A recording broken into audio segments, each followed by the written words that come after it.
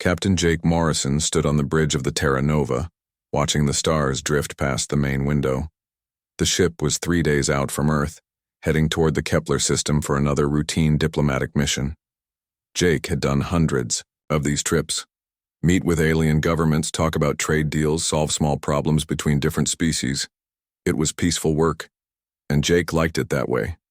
"Captain, we're getting a message from the colony," said Lieutenant Amy Collins, from her station. She was young, maybe 25, with bright eyes and a quick smile. Like most humans in the space service, she believed in solving problems with words instead of weapons. Jake walked over to her console. "Put it through, Amy." The screen flickered, and Director Ben Parker appeared. He ran the human colony on New Eden, a farming world about 50 light-years from Earth. Ben looked tired, more tired than usual. His gray hair was messy and there were dark circles under his eyes. "Jake, thank God you answered," Ben said. His voice was shaky. "We need help. The Zephyrians are here." Jake felt a cold feeling in his stomach. The Zephyrians were a warrior race from the outer rim of the galaxy. They were big, with tough gray skin and sharp teeth.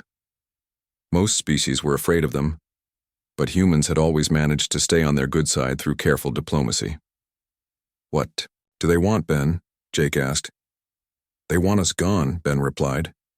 "They say this system belongs to them now. They gave us 12 hours to pack up and leave, or they'll make us leave." Jake looked around the bridge. His crew was listening, and he could see worry on their faces. Dr. Lisa Park, the ship's scientist, was frowning as she thought about the problem. Commander Ryan Bell, who handled security, was checking his reports on Zephyrian military strength. "Wow, many of them are there?" Ryan asked. "3 warships," Ben said, "big ones. We counted at least 1,000 soldiers." Jake did the math quickly. New Eden had about 3,000 colonists, mostly farmers and their families. They had no weapons beyond basic tools and maybe a few hunting rifles. The colony's security force was just 12 people with light stunners.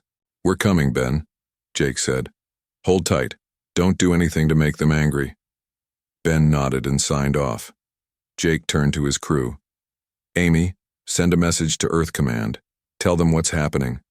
Ryan, what do we have for weapons?" Ryan looked uncomfortable.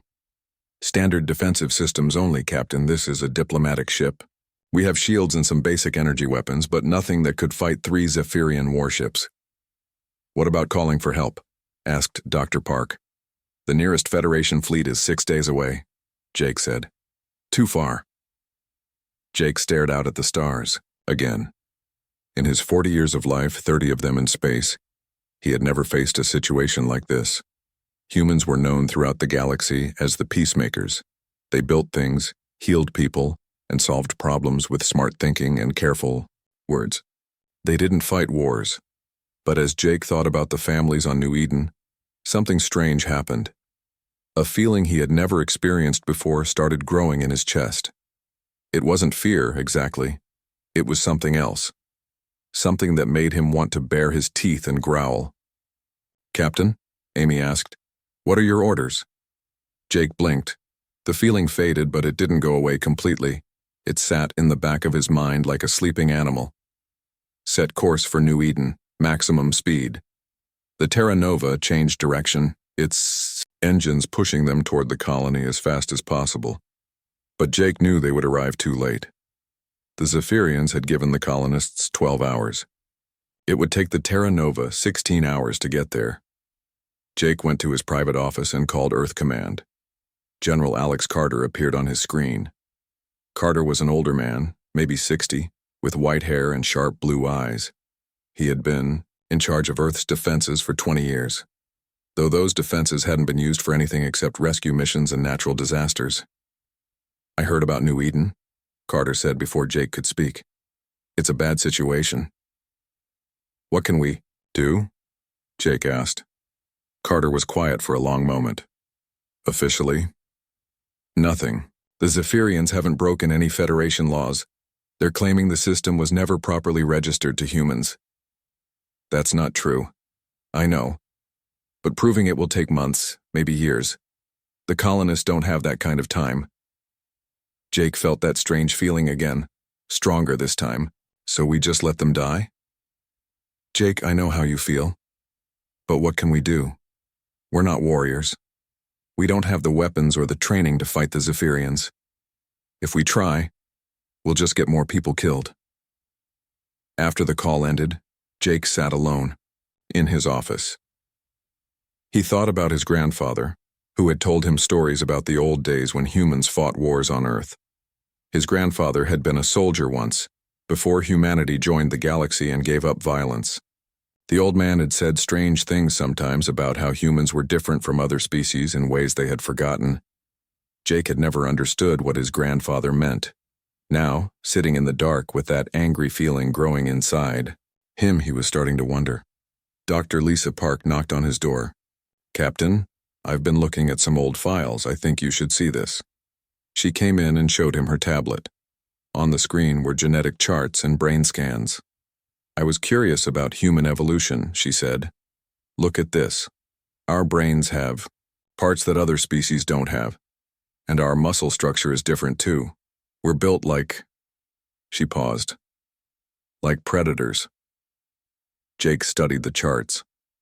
"What does that mean?" "I'm not sure yet, but I think we might be more than we appear to. Be Jake, all of us." Before Jake could respond, Amy's voice came over the intercom. "Captain, we're getting another message from New Eden." They rushed to the bridge. Ben Parker was back on the screen, but he looked different now. His face was hard and his eyes were cold. "Jake, the Zephyrians started early. They're attacking the outer farms. They're killing everyone, even the children." The feeling inside Jake exploded into something he had never experienced before. The world went red around the edges, and he heard a sound like rushing water in his ears. When his vision cleared, he was gripping the armrest of his chair so hard that the metal was bent. Everyone on the bridge was staring at him. "Captain?" Amy whispered. Jake looked at his crew. He saw the same angry feeling in their eyes that he felt in his own heart. Something was waking up inside all of them. Something that had been sleeping for a very long time. "Change of plans," Jake said, and his voice sounded different even to himself. Colder. Harder. "We're not going to New Eden to negotiate." "Sir?" Ryan asked. Jake smiled, and it was not the smile of a diplomat. "We're going to war." For the first time in 300 years, humans were about to remember what they really were. The Terra Nova dropped out of hyperspace at the edge of the New Eden system. Jake Morrison stood on the bridge, staring at the 3 massive Zephyrian warships hanging in space like metal sharks. Each ship was twice the size of his own vessel, bristling with weapons that could turn the Terra Nova into space dust in seconds.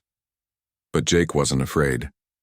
The strange feeling from before had grown stronger during the trip. It filled his mind like fire, making everything clear and sharp. He could see weaknesses in the enemy formation that he had never noticed before.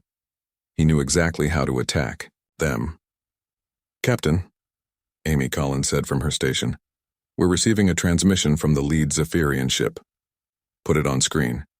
The bridge filled with the image of a Zephyrian commander. He was huge, even sitting down, with gray skin like armor and teeth like knives. His name was War Chief Krone according to the data files. "Human vessel," Krone growled. "You will leave this system immediately. This world now belongs to the Zephyrian Empire." Jake stepped forward. Something inside him wanted to show his own teeth, to growl back at this alien who thought he could threaten human families. "War Chief Krone," Jake said, keeping his voice steady. "Those are human colonists down there. Innocent people. Let us evacuate them safely and we'll leave." Krone laughed, a harsh sound like breaking metal. "There is nothing left to evacuate, human. We have cleansed the world of your weak species. Your colonists fought poorly and died quickly." The words hit Jake like a physical blow. 3,000 people, men, women, children, all dead. Around the bridge, Jake's crew was changing. Dr. Lisa Park's gentle face had gone hard as stone. Commander Ryan Bell was gripping his console so tight his knuckles were white. Amy Collins was breathing fast, her young face twisted with an anger Jake had never seen before. "You murdered civilians," Jake said quietly. "We conquered weaklings." Krone replied. "Your species is soft, human. You talk when you should fight. You show mercy when you should kill. This is why you will never be strong. Something snapped inside Jake's mind. The feeling he had been fighting rushed through him like a flood, bringing with it knowledge he didn't remember learning. Battle, tactics, weak spots on Zephyrian ships, ways to kill with his bare hands if he had to. For a moment, Jake saw himself clearly, not as a peaceful diplomat but as something else, something dangerous that had been hiding behind a mask of civilization. You made a mistake, War Chief, Jake said. What mistake, soft human? Jake smiled, and it was the smile of a predator. You woke us up. He cut the transmission and turned to his crew. They were all looking at him with the same cold fire in their eyes that he felt in his own heart. Amy, scan the planet. Are there any survivors? Amy's fingers flew over her controls. Yes, Captain, I'm reading about 50 life signs in the northern mountains. They're hiding in caves. Ryan, what's our tactical situation? Ryan studied his screens with an intensity Jake had never seen from him before. The security officer's peaceful manner was gone, replaced by something sharp and calculating. 3 enemy ships, Captain. Heavy cruisers with full weapon loads, but Ryan paused, his eyes narrowing. They're positioned wrong, too close together. If we hit the right spots, we could make them crash into each other. Jake nodded. Ryan was right, though Jake didn't know how he knew that. The knowledge was just there, like it had always been waiting in his mind. Lisa, what do you know about Zephyrian biology? Dr. Park looked up from her station. Her voice was calm, but there was something cold underneath it. Their ships use bioneural computers, Captain. Living tissue mixed with electronics. If we can disrupt their nervous systems, their ships will go dead. Jake finished. How do we do that? High-frequency sound waves, the kind that would drive most species crazy with pain. Lisa's smile was not the gentle expression of a scientist anymore. Lucky for us, human ears can handle frequencies that would kill most aliens. Jake felt pieces of a plan clicking together in his mind. It was like watching someone else think, someone who understood war in ways Jake Morrison, the diplomat, never could. Amy, patch me through to the survivors on the planet. A woman's voice came through the speakers. She sounded tired and scared. This is Mary Collins. Who is this? Captain Jake Morrison, Terra Nova. We're here to get you out. Captain, there are only 50 of us left. The Zephyrians killed everyone else. They hunted us like animals. Jake closed his eyes. When he opened them again, the fire inside him was burning brighter. Mary, I need you to listen carefully. Are any of you near the old mining equipment? Yes, we're hiding in the processing plant. Good. In about 10 minutes, you're going to hear some very loud noises from space. When you do, turn on every piece of sonic equipment you have. Every drill, every cutter, every machine that makes noise. Set them all to maximum frequency. I don't understand. You will, just trust me. Jake cut the connection and looked at his crew. This is going to be dangerous. Anyone who wants to leave can take the escape pods. Nobody moved. Ryan, target their bioneural processors. Amy, prepare to broadcast on all frequencies. Lisa, I need those sound patterns ready.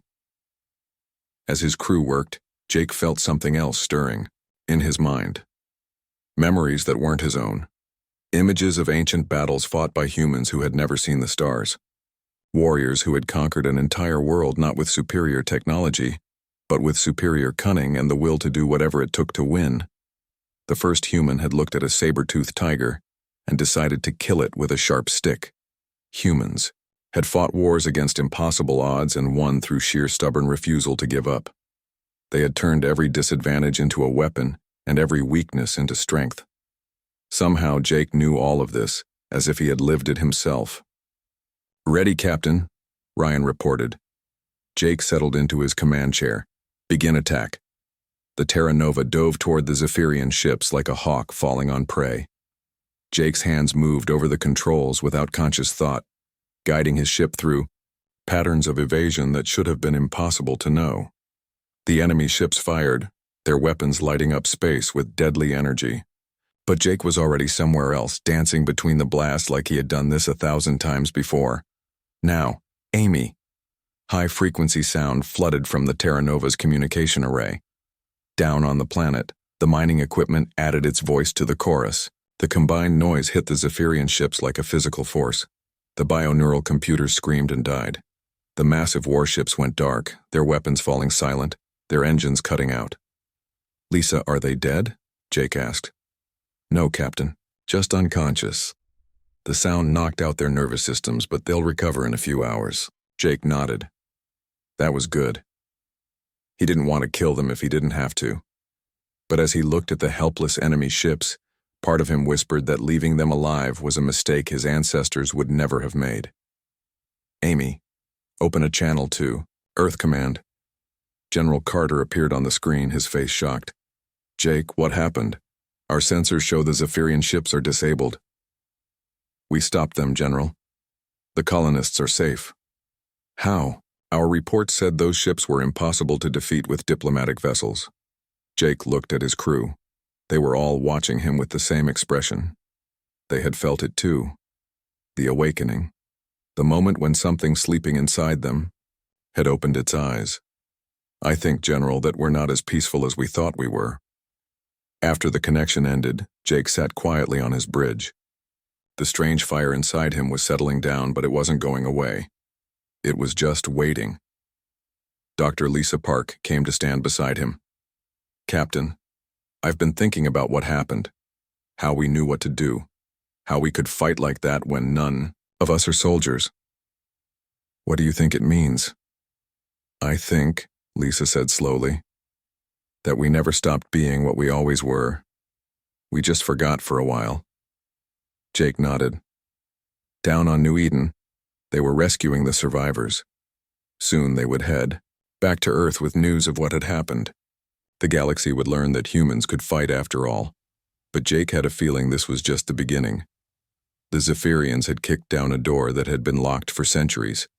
Behind that door, something ancient and terrible was starting to wake up. And Jake wasn't sure if that was a good thing or the most dangerous thing that had ever happened to the galaxy. News of what happened at New Eden spread across the galaxy like wildfire. For the first time in 300 years, humans had won a military battle.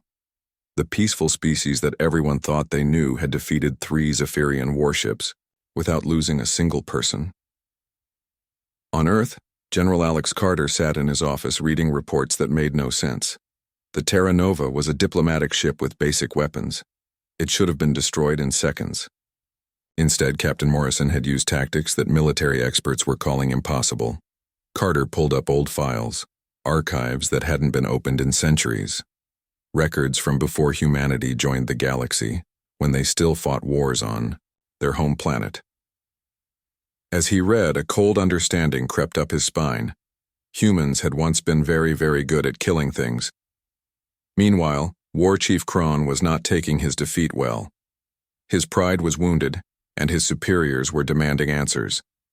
How had soft humans beaten Zephyrian warriors? The war chief decided to prove that New Eden was just luck. He would attack 5 human colonies at once. The humans couldn't get lucky 5 times. The attacks began 3 days later. Zephyrian fleets hit Riverside Colony, Haven Station, Green Valley, Peaceful Harbor, and New Birmingham all at the same time. Each colony had maybe a few hundred people, mostly farmers and families. The Zephyrians expected easy victories. They were very wrong. On Riverside Colony, a man named Tom Bradley was fixing his farm equipment when the attack began. Tom was 50 years old, had never been in a fight in his life, and thought violence was wrong. But when he saw Zephyrian soldiers shooting at the school where his daughter was learning, something clicked in his brain. Tom picked up a wrench and ran toward the soldiers.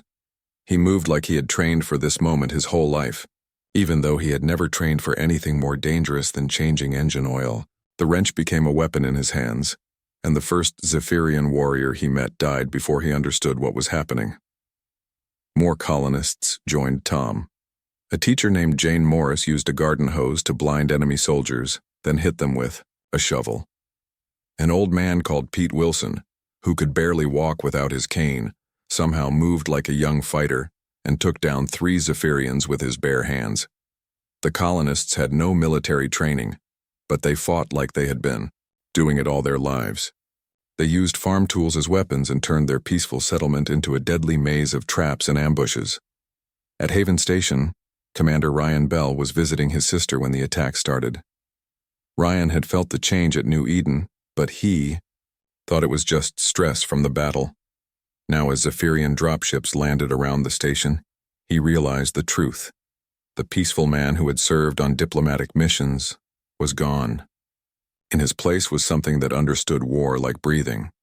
Ryan looked at the colonists around him and saw the same transformation happening to them.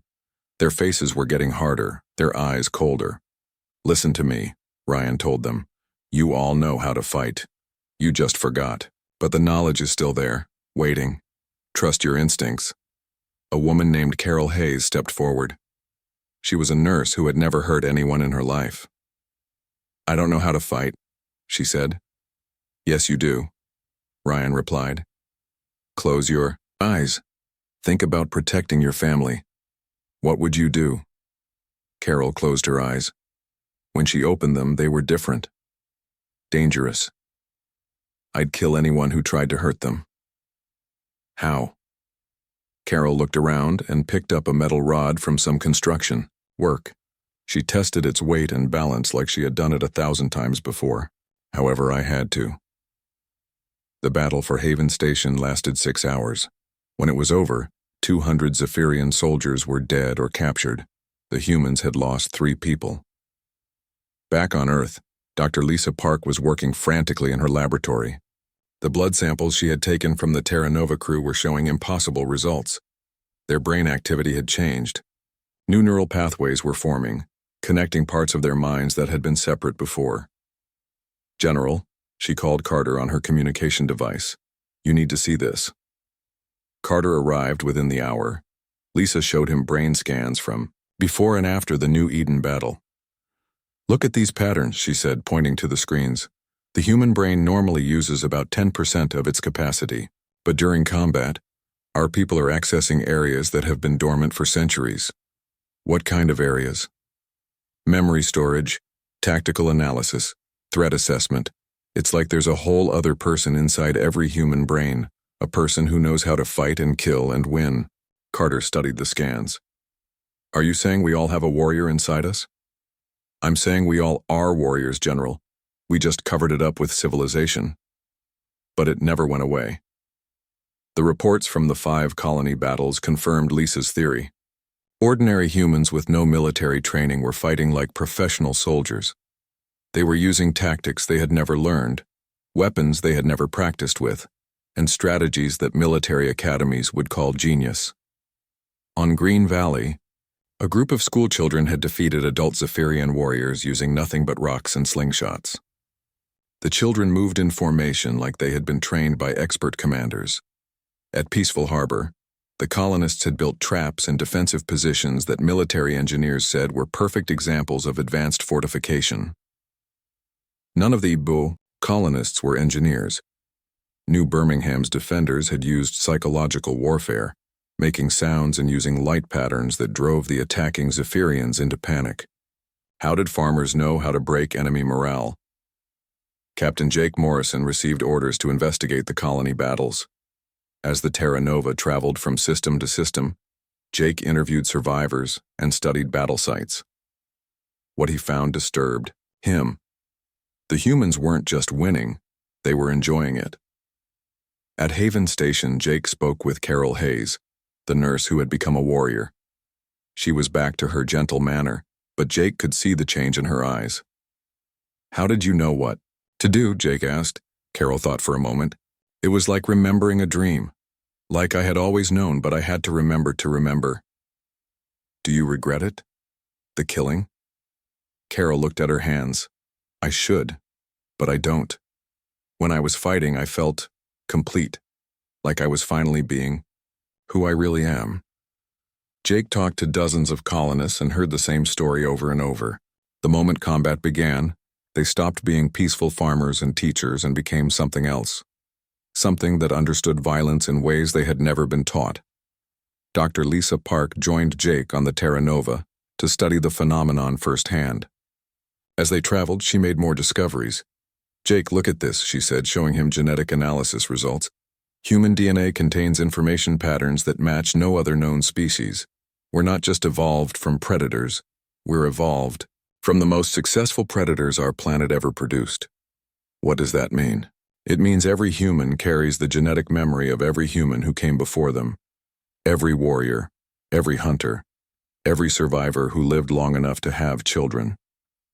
Their knowledge is locked in our genes, waiting for the right trigger to wake it up.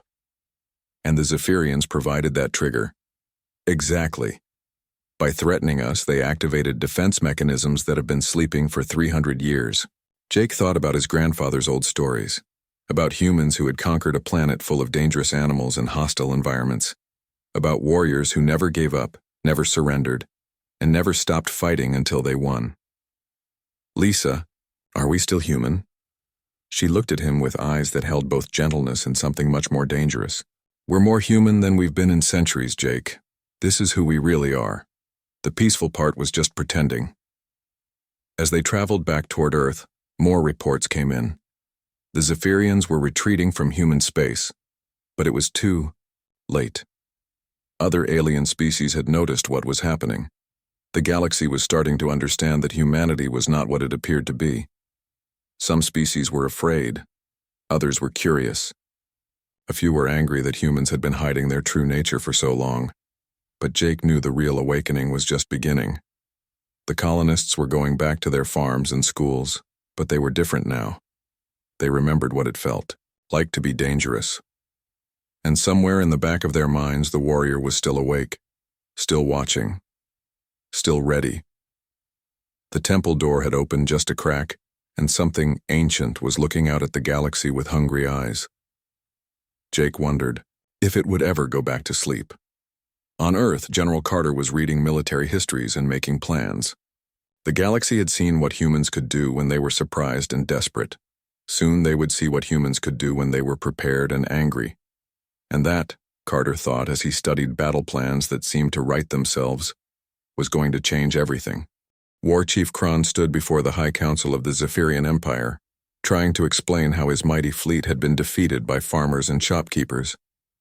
The council chamber was filled with the most powerful warriors in Zephyrian space, and they were not happy. High Warlord Vash, the supreme commander of all Zephyrian forces, leaned forward in his massive chair. His scarred face showed the anger that was building inside him. You tell us that soft humans defeated our warriors, Vash growled. Humans who have never fought a war. Humans who solve problems with words instead of weapons. Yes, High Warlord, Kron replied, trying to keep his voice steady. But they have changed. They fight like demons now. They know things they should not know. Impossible. We have studied humans for decades. They are weak. They fear violence. They would rather die than kill. Kron thought about the colonists who had torn apart his soldiers with farm tools and bare hands. Not anymore, High Warlord. Something has awakened in them. Vash stood up, his huge form casting a shadow across the chamber. Then we will put them back to sleep. Forever. The Zephyrian Empire began to gather its forces. Every warship, every soldier, every weapon was called to join the largest military operation in their history. They would destroy humanity completely and show the galaxy what happened to species that dared to resist Zephyrian rule. But while the Zephyrians prepared for war, something much more dangerous was happening in human space. General Alex Carter stood in the command center on Earth, surrounded by screens showing human colonies across the galaxy. Reports were coming in from everywhere, and they were all the same. Humans were changing, not just the ones who had been in battles, all of them. On the agricultural world of green fields, children were playing war games with tactics that would impress professional soldiers. On the research station at Alpha Centauri, scientists were building weapons in their spare time, weapons they had never seen before but somehow knew how to make. General, Dr. Lisa Park called from her workstation. I'm getting reports from the medical centers. Human brain activity is increasing across all colonies. The neural pathways we discovered are activating in people who have never been in combat. Carter walked over to look at her data. How is that possible? I think it's spreading, General, like a signal being passed from one person to another. Every human who awakens somehow helps awaken others. Carter felt a chill run down his spine. If Lisa was right, then humanity was undergoing a transformation that went far beyond a few military victories. They were becoming something new, or maybe something very, very old. Sir, Lieutenant Amy Collins called from the communication station. She had been promoted after the New Eden incident and transferred to Earth Command. We're receiving a transmission from Captain Morrison. Jake Morrison's face appeared on the main screen. He was aboard the Terra Nova somewhere in the outer systems, but he looked different, harder. His eyes held a cold intelligence that had not been there before. General, Jake said, we have a problem. The Zephyrians are massing their entire fleet. Our scouts report over 3,000 warships gathering at the edge of their space. How long before they reach Earth? Carter asked. 2 weeks, maybe less. General, they're not just coming to defeat us. They want to wipe out every human in the galaxy. Carter nodded grimly. He had expected this. The Zephyrians could not allow their defeat to stand. Their entire culture was built on being the strongest, the most feared. If word spread that humans could beat them, other species might start to rebel. Jake, I'm recalling all human ships to Earth. We're going to make our stand here. With respect, General, I have a better idea. Carter raised an eyebrow. I'm listening. Don't wait for them to come to us. Let me take a fleet to meet them in deep space. Jake, they outnumber us 100 to 1. That would be suicide. Jake smiled, and it was not a pleasant expression. Would it? General, I've been studying our people, watching how they fight. We're not the same species we were 6 months ago. We remember things now, old things. What kind of things? How to hunt in packs, how to turn an enemy's strength against them, how to win battles we should lose. Jake's voice grew colder. How to make other species afraid of us. Carter thought about it. Every military simulation showed that humanity could not win a direct confrontation with the Zephyrian fleet.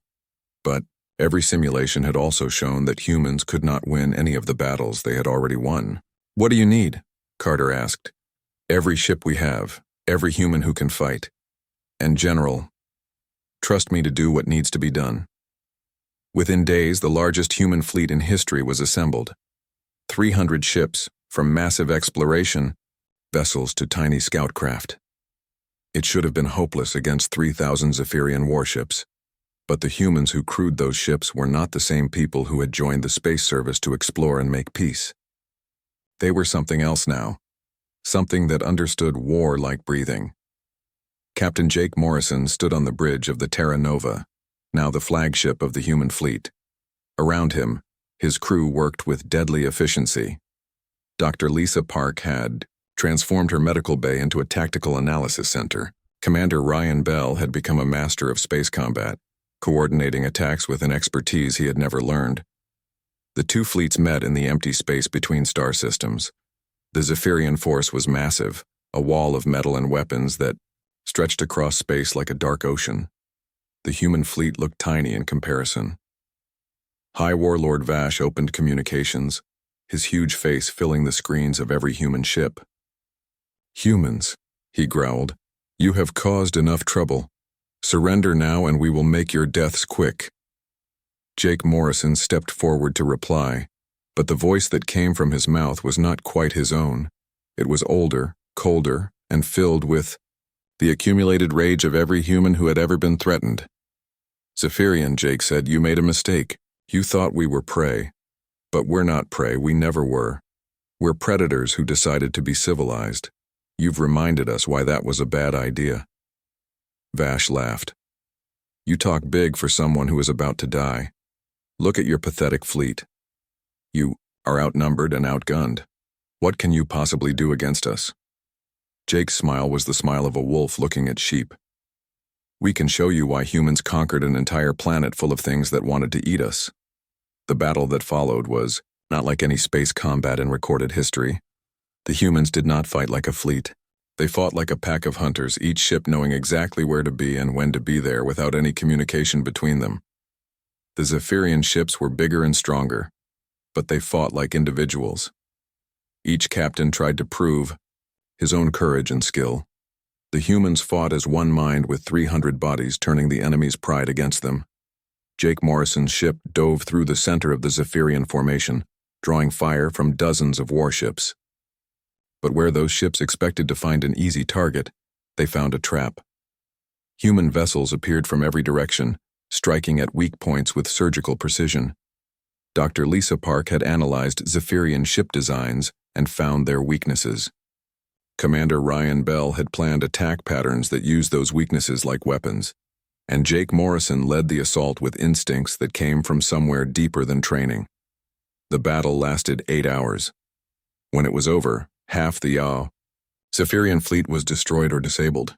The rest were running for home as fast as their engines could carry them. High Warlord Vash's ship was dead in space, its engines gone, and its weapons silent. Jake Morrison's boarding party found the Zephyrian commander sitting in his ruined bridge, staring at nothing. "How?" Vash whispered when he saw Jake. "How did you do this?" Jake looked at the defeated alien with eyes that held no mercy. "We remembered who we are. We're not the peaceful species you thought you knew. We're the species that looked at a world full of monsters and decided to become the biggest monster of all. Your people will never accept this," Vash said. "They chose peace. They will reject what you have become." Jake's laugh was cold as winter. "Look around, Warlord. Every human in this fleet feels what I feel. The awakening is spreading to every human world. Soon we'll all remember what we used to be." "And what was that?" "The thing that every other species on our planet was afraid of. The thing that turned every disadvantage into a weapon and every enemy into a lesson. We were the predators that other predators had nightmares about." Jake leaned closer to the defeated Zephyrian. "And now, thanks to you, we remember." News of the victory spread across the galaxy faster than light. The species that had destroyed the most powerful military force in known space was not a warrior, race from some distant star. It was humanity. The peaceful, gentle humans who had been living quietly among the stars for 3 centuries.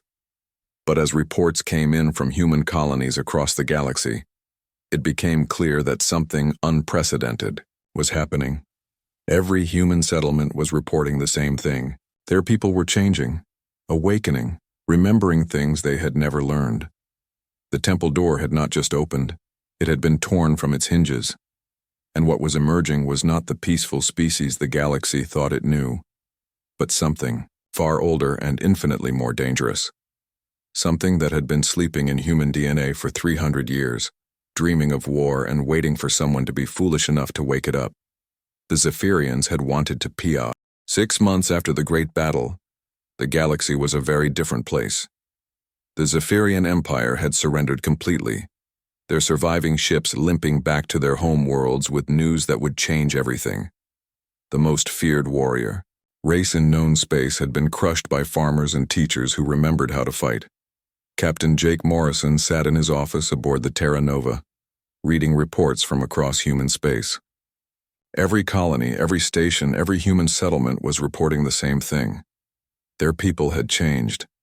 The awakening that started at New Eden had spread to every human in the galaxy. But it was not what Jake had expected. Instead of becoming a race of savage warriors, humans had become something else, something more dangerous. They had learned to control their awakened nature, to use it only when needed. The sleeping giant had opened its eyes, looked around, and decided to go back to sleep. But now it was sleeping lightly, ready to wake up at the first sign of trouble. Dr. Lisa Park knocked on Jake's door and entered without waiting for permission. She looked tired but satisfied, like someone who had finally solved a puzzle that had been bothering her for years. "Jake, I finished my analysis of what happened to us," she said, sitting down across from his desk. "And? We didn't become monsters. We became what we were always meant to be. Guardians." Jake raised an eyebrow. "Guardians?" Lisa pulled out her tablet and showed him brain scans and genetic charts. "Look at this, the changes in our brains aren't permanent. The warrior instincts are still there, but they're controlled now. We can access them when we need to fight, but we can also turn them off when we need to be peaceful. So we're like switches that can be turned on and off? More like guard dogs. Gentle and friendly most of the time, but absolutely deadly when someone threatens our pack. Jake thought about this. It made sense. In all the battles they had fought, humans had never lost control completely. They had been ruthless and efficient, but they had also shown mercy when the fighting was over. They had killed when they had to, but they had not enjoyed the killing itself. What about the rest of the galaxy? Jake asked. How are they taking the news? Lisa's expression grew serious. They're scared, Jake. Really scared. For 300 years they thought they knew what humans were. Now they realized they were wrong about everything. Jake understood. The galaxy had spent centuries seeing humans as the peaceful mediators, the gentle builders, the species that could be trusted to settle disputes without violence. Now they knew that every human they had ever met was carrying the genetic memories of the most successful predators their planet had ever produced. General Carter wants to see you, Lisa said. There's a meeting of the Galactic Council tomorrow. They want to discuss the human situation. Jake sighed. He had been expecting this. The galaxy needed to decide what to do about humanity now that the truth was out. The next day, Jake found himself standing before the Galactic Council, the governing body that included representatives from over 200 species. The great chamber was filled with aliens of every shape and size, all of them staring at him with expressions ranging from fear to curiosity to barely hidden anger. Ambassador Khalith, a tall insectoid creature from the Vegan system, spoke first. His voice was high and sharp like the sound of breaking glass. Captain Morrison, Khalith said, your species has deceived the galaxy for 3 centuries. You presented yourselves as peaceful when you are actually the most dangerous predators in known space. Jake stood calmly, his hands clasped behind his back. The warrior inside him was awake but quiet, watching for threats but not seeking them. We never lied to you, Ambassador, Jake replied. We are peaceful. We chose to be peaceful. That choice has not changed. But you could change it again, said Representative Thok, a massive bear-like creature from the Rigel system. You could decide tomorrow to conquer the galaxy and none of us could stop you. We could, Jake agreed, but we won't. How can we trust you? Demanded Counselor Yeth, a snake-like being whose species had been enemies of the Zephyrians. You hid your true nature from us. What else are you hiding? Jake was quiet for a moment, thinking about how to explain something that he was still learning to understand himself. We didn't hide our nature, he said finally. We controlled it. There's a difference. Every human has the capacity for violence, yes. But we also have the capacity for choice, and we choose peace. Until someone attacks you, Thok pointed out. Yes, Jake said simply. If you threaten innocent people, if you try to hurt children or destroy families, then we will fight, and we will win. But if you leave us alone, if you treat us with respect, then you have nothing to fear from us. Ambassador Khalith's antennae twitched nervously. And if we decide that humans are too dangerous to be allowed to exist? The temperature in the chamber seemed to drop several degrees. Jake's expression did not change, but something cold and deadly flickered behind his eyes. Then you would be making the same mistake the Zephyrians made, Jake said quietly. You would be waking, something that prefers to sleep. The council chamber was silent for a long moment. Finally, Elder Zoran, the oldest member of the council, spoke. His voice was weak with age, but his words carried weight. In my 800 years of life, Zoran said, I have seen many species rise and fall. I have watched empires build themselves on fear and crumble when that fear was challenged. But I have never seen what I see in humans. And what is that? Jake asked. The strength to choose weakness, the power to be gentle. Most species become peaceful because they must. Humans became peaceful because they wanted to. That is far more impressive than any military victory. Jake nodded respectfully to the elder. However, Zoran continued, the galaxy must know that this choice can be revoked. We must know the rules of engagement with your species. Jake thought about this. It was a fair request. "The rules are simple," he said. "Leave us alone, and we will leave you alone. Treat us with respect, and we will treat you with respect. But threaten innocent people, especially human families, and you will discover why every predator on our planet learned to fear us." "And if someone attacks you by accident?" asked Counselor Yeth. "If there is a misunderstanding, then we will talk first and fight only if talking fails. We don't want war, we never wanted war. But we are very, very good at it when we have to be." The Council voted that day to establish new protocols for dealing with humanity. Humans would remain members of the Galactic Federation, but with special status. They would continue to serve as mediators and peacekeepers, but other species would understand what they really were. After the meeting, Jake walked through the Council station with Commander Ryan Bell and Dr. Lisa Park. They passed groups of aliens who watched them with new eyes. Fear, yes, but also respect. "Do you think they'll ever trust us again?" Ryan asked.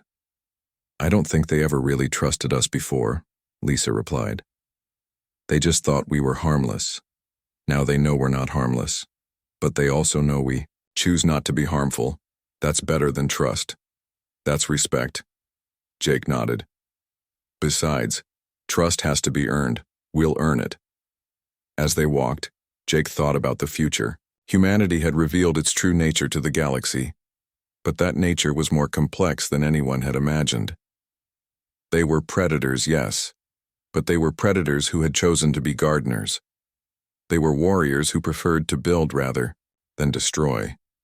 The temple door had opened, the sleeping giant had awakened, and the galaxy had seen what humans could do when pushed too far. But the giant had chosen to go back to sleep, confident that it could wake up again if needed.